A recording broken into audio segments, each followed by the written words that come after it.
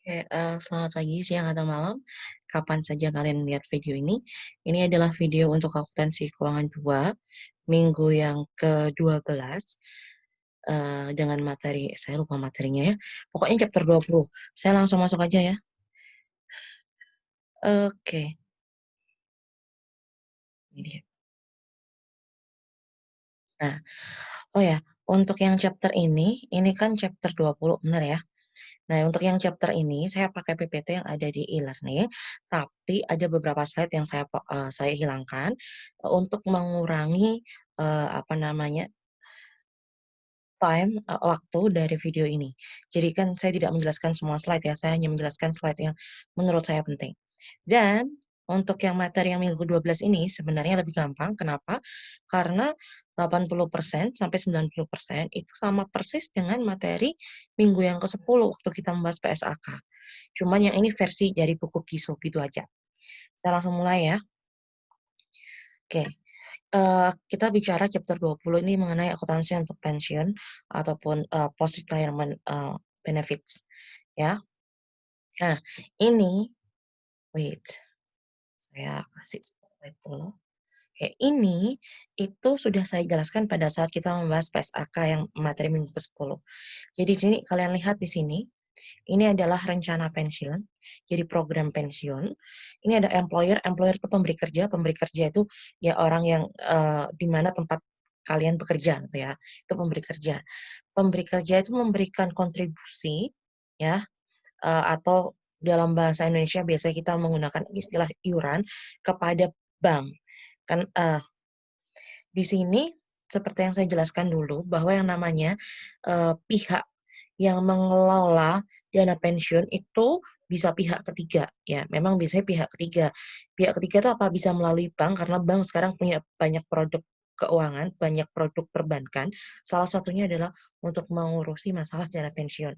Atau bisa menggunakan jasa asuransi, karena asuransi juga banyak macamnya, salah satunya juga bisa, mengurusi dana pensiun, ya. Itu pilihan dari pemberi kerja, mereka bekerja sama dengan siapa untuk melakukan, kerjasama mengenai rencana pensiun dari karyawannya, ya. Kalau di sini contohnya adalah bank. Lalu ada yang, oleh bank ini nanti manfaatnya akan diberikan kepada siapa? Kepada karyawan yang pensiun, retired employees, ya.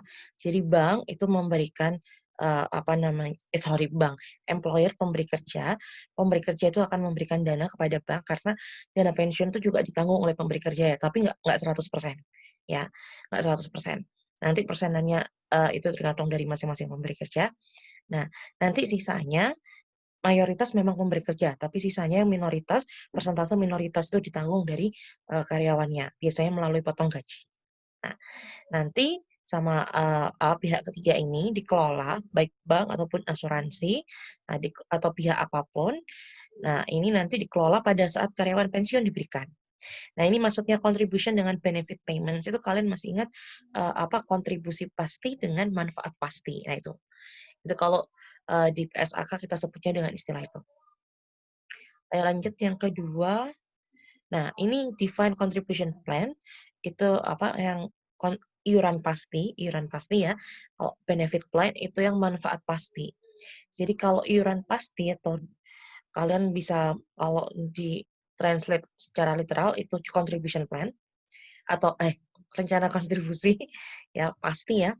Nah, kalau yang iuran pasti, di sini itu iurannya yang pasti. Jadi, employer, pemberi kerja itu memberikan iuran kepada dana kepada pihak ketiga yang mengatur, apa tadi itu, mengatur, pensiun, itu di mana nominal dananya itu sudah direncanakan sebelumnya, sudah disepakati sebelumnya, fix berapa, ya, makanya itu pasti. Nah, tapi kalau yang seperti ini nanti resiko diterima oleh karyawan, karena yang pasti itu cuman iurannya aja, ya, nah nanti begitu nanti karyawannya sudah pensiun, dapatnya berapa, itu nggak pasti. Gampangnya gini, misalnya dalam 1 tahun misalnya karyawan pensiun dalam waktu 1 tahun, misalnya begitu ya. per bulannya iuran pastinya itu 100.000 misalnya begitu. Jadi nanti pada bulan ke-12 kan dia pensiun nih akhir bulan ke-12. Seharusnya kan karyawan dapat duit 1,2 juta kan, 1.200.000 kan. Nah, itu, manfaat pasti, iuran pasti. Tapi nanti begitu pensiun, bisa jadi dia nggak dapat 1,2, kurang dari itu. Nah, itu resikonya. Tapi kalau benefit plan, pokoknya dalam 1 tahun nanti dia pensiun dapat duit 1,2 juta. Dia mau ngasih uang berapa aja dalam setiap bulan terserah. Misalnya bulan Januari cuma ngasih, 50.000, nanti bulan Februari dia cuma ngasih 120.000, jadi tiap bulan bisa beda-beda iurannya, tapi secara total 1,2. Nanti pada saat, karyawan itu sudah pensiun, kalau defined benefit plan atau manfaat pasti, dia tetap pasti dapat 1,2 juta, pasti, ya. Nah nanti, resikonya siapa yang, menanggung? Employer. Paham ya? Nah, lalu di sini untuk masalah pensiun itu sebenarnya menggunakan jasa aktuaris. Ini, aktuaris ini yang membuat prediksi ya, mengenai tingkat mortalitas tuh tingkat hidup, eee, tingkat umur umur umur karyawan, lalu employee turnover itu, keluar masuknya karyawan, lalu ada, interest and earning rates, jadi suku bunga yang ada di pasaran, lalu early retirement frequency, jadi frekuensi pensiun dini, lalu future salaries, gaji masa depan, dan faktor-faktor lainnya yang berkaitan dengan pensiun, ya. Itu yang menilai adalah aktuaris, ya kan. Oke. Nah, ini ini ada rumus untuk, defined benefit obligation dan defined benefit asset. Ini sebenarnya sama aja sih, cuman yang satunya defisit, satunya surplus. Kalian masih ingat kalau di yang kemarin itu di materi minggu yang 10 sebelum sebelum kuis, itu kan kita bicara mengenai aset program, ya kan. Cuman kan kalian langsung angka, aset program 100.000 di soal kan gitu. Nah ini ada rumusnya, ini. Rumusnya ini, kalau defisit itu berarti DBO, biasanya disingkat DBO itu 1 juta minus, kalau ada aset program itu 900, tinggal, kalian cari aja selisihnya, jadi net defined benefit obligation. Kalau dia dalam kurung atau dalam kurung itu artinya negatif ya, itu berarti obligation, tapi kalau dia positif seperti ini, aset. Rumusnya adalah DBO dikurangi ditambah plan aset, ya, ditambah. Minus 1 juta ditambah 900.000 kan masih minus 100, ya. Rumusnya DBO ditambah plan aset jadi net, tergantung net benefit apa ini, obligation atau aset. Kalau negatif itu obligation, kalau positif itu aset. Udah, selesai. Nah, plan aset itu sebenarnya apa sih? Aset program itu apa sih? Nah, aset program itu sebenarnya investasi, bisa dalam bentuk saham, obligasi ataupun sekuritas lainnya, ataupun dalam bentuk real estate. Nah, tadi kan saya bilang, kalau yang namanya pensiun itu kan dananya dikelola pihak ketiga. Nah, pihak ketiga itu dana itu pasti dikelola lagi. Nggak mungkin dia cuma terima dana doang kayak di bank, enggak, ya. Misalnya, di bank maksudnya kayak menabung gitu ya, enggak. Misalnya, dana pihak pihak ketiganya adalah bank gitu ya, perbankan, bank A gitu. Nah, nanti dana yang didapatkan dari, rencana pensiun dari karyawan, suatu perusahaan atau suatu tempat kerja, itu akan diputar oleh bank, ya kan, diputar oleh bank dalam bentuk apa? Dibuat investasi. Investasinya itu apa? Terserah banknya, boleh saham, obligasi, sekuritas lain, ataupun real estate ya. Sekarang kan kalau di logika ya, kalian menabung uang ke bank, kalian nabung uang ke bank, itu apakah sama bank tuh cuma disimpan doang? Nggak mungkin, pasti diputar sama bank. Ya kan bank juga punya karyawan, karyawan masa digaji dari uang kalian? Nggak mungkin kan? Cuman, kalau misalnya uang kalian cuma diendapkan begitu aja, nggak mungkin, dia pasti harus menghasilkan keuntungan. Ya walaupun ada, yang lain-lainnya juga, tapi caranya salah satunya seperti itu, diputar investasi, ya. Nah ini dilaporkan dalam bentuk fair value, ilustrasi. Nah ini. Kalau yang kemarin kan langsung ketemu, oh aset program segini gitu kan. Sekarang kalian tahu aset program itu ngitungnya gimana? Contoh, Hasbro Company. Dia punya, aset program untuk pensiun pada awal Januari 4.200.000, ya kan, 4.200.000. Lalu ada kontribusi 300.000, 300, ya. Lalu ada retirement benefits atau manfaat, pensiun 250.000 benefit. Nah ini, benefit paid to employee. Paid out ya, paid out berarti membayar. Contributed itu berarti, kontribusi atau memberikan iuran, makanya dia menambah. Kalau paid out itu membayar, jadi dia dikurangi. Lalu ada actual return. Jadi, nah tadi kan kita hubungannya waktu aset program tadi kan kita bahas investasi saham, obligasi, dan lain-lain. Itu kan ada return-nya. Kalian kalau sudah terima mata kuliah MIPM pasti paham ya. Kalau belum, ya pokoknya investasi itu pasti menghasilkan, ada keuntungan. Tapi kalau dalam sudut pandang investasi kita sebutnya return. Nah, return itu ada yang namanya actual return. Nanti kalau kalian mau belajar lebih lanjut apa itu actual return dan lain-lain, nanti aja waktu MIPM, ya. Nah, ada actual return, ya. Nah, actual return-nya itu 210. Nah, ini ditambahkan. Jadi yang tadi itu yang aset program yang diinvestasikan kembali oleh pihak ketiga, itu kan menghasilkan keuntungan, keuntungan yang, actual. Nah, itu akan menambahkan di sini. Jadi aset program di akhir Desember itu 4.460.000. Rumusnya ini, kalian tinggal ngapalin aja, plan aset awal ditambah dengan kontribusi, ditambah dengan actual return, dikurangi dengan benefit yang dibayarkan kepada karyawan sama dengan plan aset akhir. Nah, kalau yang ini itu sama aja sebenarnya, cuman yang ditanyakan di sini actual return. Kalau yang ini berarti asumsinya nilai plan aset akhirnya diketahui.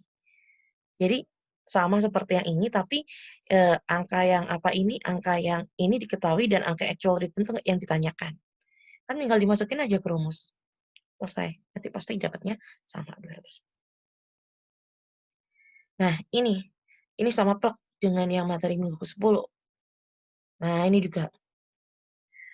Saya ingat materi minggu ke-10 kan saya sudah jelasin ya, jadi saya nggak jelasin lagi, kalian bisa lihat. Cuman yang ini saya jelaskan sedikit. Kenapa? Karena ini agak berbeda, biar kalian nggak bingung. Nah, jadi intinya ini, kalian lihat sini, plan aset awal, DBO awal, annual service cost 9.000, lalu diskon rate-nya 10%, lalu ada funding kontribusinya 8.000, lalu ini ada benefit paid itu 7.000. Nah, caranya kan sama, DBO awal 100, plan aset 100 ya kan. Lalu, service cost, saya lupa bahasa Indonesianya apa ya, biaya jasa kini, jasa kini, sorry, biaya jasa ya. 9.000 tadi kan ada service rate-nya, diskon rate-nya kan 9%. 9%? Sorry, annual service cost-nya 9.000 dari sini, dari soal ya. Nah, ini kan harus 0 ya. Jadi ini cut off pembatasnya. Karena di sini minus, 100.000 kenapa minus? Karena dia DBO, obligation, kewajiban. Jadi dia minus. Walaupun di soal nggak dikasih angka minus, ya ini kan plus semua kan, plus semua. Kalian harus tahu kalau itu maksudnya minus, kasih sendiri kurungnya. Plan asetnya 100 dan 0 kan, dah balance. Service cost 9.000 dari soal, masukkan di, beban, kan biaya, cost itu. Masuk ke DBO, minus 9.000. Karena di sini plus, di sini minus. Oke. Lalu interest expense sama revenue tadi kan berdasarkan, suku bunga 10%. Kalau expense itu berarti 10% dari DBO yang ini ya. Kalau revenue itu berarti 10% dari plan aset yang ini. Nah, interest expense-nya itu 10.000 dia positif, yang masukkan DBO itu negatif. Interest revenue itu dimasukkan di kolom yang sama dengan, kolomnya beban pensiun, tapi dia negatif. Kenapa dia negatif? Karena ini sebenarnya adalah kolom annual expense. Jadi ini kolom beban. Ketika yang dimasukkan ada revenue, maka harus ditandai kebalikannya, yaitu negatif. Nanti di sini masukkan plan aset karena dia revenue. Paham ya? Kalau beban kita masukkan kewajiban, kalau revenue masukkan plan aset. Kontribusi itu, apa namanya, dari soal 8.000 kan kontribusi menambah kan, 8.000 masukkan plan aset, kasnya berkurang. Kalau kontribusi itu kan berarti dia membayar iuran, gitu, membayar iuran. Ingat ini yang membuat adalah perusahaan, yang membayar, untuk pensiun kontribusi itu perusahaan. Jadi ini minus 8.000, mengurangi kas, kan bayar dia pasti ngurangin kas. Lalu benefits-nya, nah ini DBO-nya plus 7.000, plan asetnya minus 7.000. Kalau benefit artinya itu kan, manfaat untuk si karyawan. Nah, makanya plan asetnya akan dikurangi, DPO-nya ditambah. Nah, ini langsung aja kalian total 112, ini 111, selisihnya kan 1.000 ini. Selisih 1.000 ini harus sama dengan selisih ini. Jadi ini kan selisihnya juga 1.000, minus 1.000 kan, nah ini, minus 1.000. Bedanya apa dengan yang materi yang minggu ke-10? Materi yang minggu 10 kan ada rugi aktuaria dan ada, aktuaria kewajiban sama aktuaria aset kalau nggak salah. Itu sebenarnya, sama aja karena nanti yang dicontoh soalnya ini juga akan ada. Wait, eee, saya carikan dulu, mmm, biar kalian nggak bingung ya. Oke, ini. Nah, oke, bentar bentar, oke. Nah ini, jadi yang bikin beda adalah, yang contoh soal tadi di KISO dengan yang contoh soal yang ada di PSAK minggu ke-10, itu karena yang di minggu ke-10 ini ada informasi nilai kini kewajiban imbalan akhir dan nilai wajar aset akhir. Jadi diberitahu saldo akhirnya. Jadi yang kita bahas di KISO tadi itu cuman nilai kini sama imbalan ini doang, iuran dan imbalan. Ini sama plek, cuman yang ini versi bahasa Indonesia, yang tadi versi Inggris. Nah, yang di KISO ini juga ada nanti yang ini, ada. Saya lupa saya masukkan ke PPT apa enggak, ya. Tapi nanti kita lihat aja, tapi yang pasti sama, kalian bisa baca buku kalau saya nggak ada ya. Nah ini bedanya, kalau yang seperti ini, makanya kan, caranya kan nah, nanti akan dicari caranya adalah kalian total di sini sampai 16 ini, sampai imbalan, aset juga ditotal, kan sudah diketahui angka akhir, nanti tinggal cari selisihnya itu akan masuk, rugi aktuaria liabilitas dan rugi aktuaria aset program, itu doang. Jadi bedanya cuman itu, karena di sini ada informasi saldo akhir. Kalau yang tadi kan, tidak ada informasi saldo akhir, ya. Oke. Oke ya. Jadi cuman itu aja bedanya. Jadi kalian jangan bingung, bisa ya? Nah, ini kan selesai, cuman sampai benefit doang. Cuman sampai benefit doang, sampai imbalan doang, ya kan? Nggak ada yang ditanyakan ini malah adalah, saldo akhir 31 Desember. Jadi nggak diketahui, sehingga kalian tidak menghitung rugi aktuaria, untuk liabilitas ataupun aset, ya. Paham ya? Nah, nanti seperti biasa ini akan di-jurnal. Ya, jurnalnya ini. Tinggal kalian lihat aja ini, kolomnya apa gitu ya, tinggal dimasukkan. Oh, kolom, beban pensiun 9.000, kas minus berarti di-kredit, lalu liabilitas minus di-kredit, selesai. Nah, ini nah, ini sama sih. Oh, ini lanjutannya yang tadi, ya. Lanjutannya 1 tahun berikutnya. Di sini ada annual service cost-nya 9.500, diskon rate-nya tetap 10%, annual contribution-nya 20.000, benefit paid-nya 8.000. Yang ditanyakan saldo 2016, ini juga sama. Yang ditanyakan saldo kan, ini dimasukkan di sini. Oke, ini masukkan sini, set. Ini oh, ada additional, apa, price service benefits, oh ada, ketambahan 81.600 tinggal dimasukkan aja ya. Masukkannya pas service cost kan, berarti masukkannya di bagiannya expense, cost ya. Tinggal dimasukkan, berarti di sini bertambah, sini berarti dikurangi karena harus 0. Nah, nanti ini tinggal dimasukkan 9.500 dari soal, interest expense 10% dari 193.600, kalau revenue 10% dari 111.000, ya. Lalu contribution-nya dari soal, lalu benefit-nya dari soal, kalian caranya sama, tinggal kalian cari selisihnya di sini.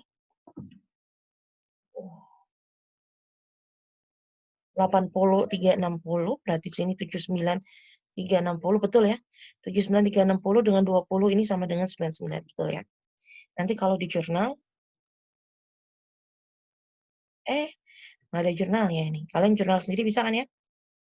Oh, nanti yang di jurnal yang ini, yang kuning nih. Sama dengan jurnal tadi, cuma beda angka doang. Wah, oke, lanjut. Nah, ini untuk mencari actual rumusnya untuk aset gain ataupun losses, yaitu selisih antara actual return dengan interest revenue. Jadi misalnya, di sini ada plan aset awal 100.000, diskon rate-nya itu, tingkat suku bunga itu ya 6%, lalu ada actual return-nya itu 8.000. Nah, ini yang ditanyakan adalah berapa aset gain-nya. Jadi actual return 8.000, lalu interest revenue-nya dari 100.000 dikalikan 6%, ketemu 6.000, aset gain-nya tinggal dikurangi aja, ketemu aset gain. Ini rumusnya. Nah, ini nih, ini yang sama seperti, uh, ini yang sama seperti yang di PSAK itu, yang tadi saya bahas PPT minggu yang ke-10 ya. Jadi di sini ada asset loss dengan liability loss. Kenapa? Karena di sini sudah diberitahukan informasi mengenai saldo akhir dari DBO 265.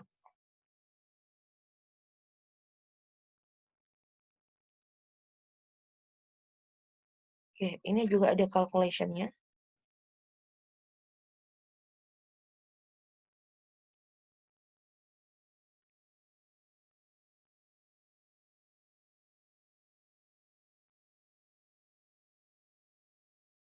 Wait, sebentar ya. Oke, saya balik. Di sini agak beda ya. Kalau yang ini, itu sama persis seperti yang contoh yang di PPT yang minggu 10, PSAK itu. Jadi, karena sudah diketahui saldo akhirnya DBO, kan tinggal nyari ininya kan gampang ya, saya nggak ngajari lagi.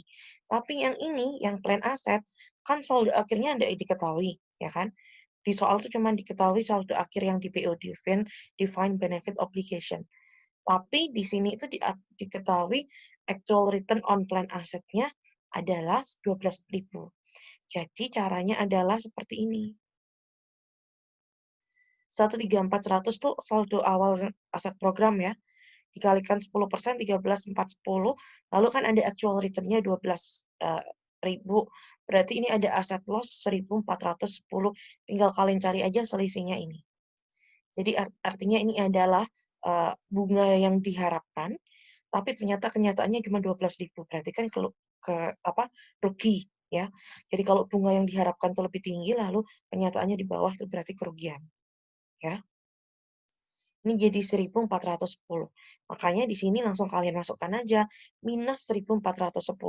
Jadi di sini pasti plus, sehingga nanti kalian tinggal cari, tinggal di total aja ketemu saldo akhirnya segini.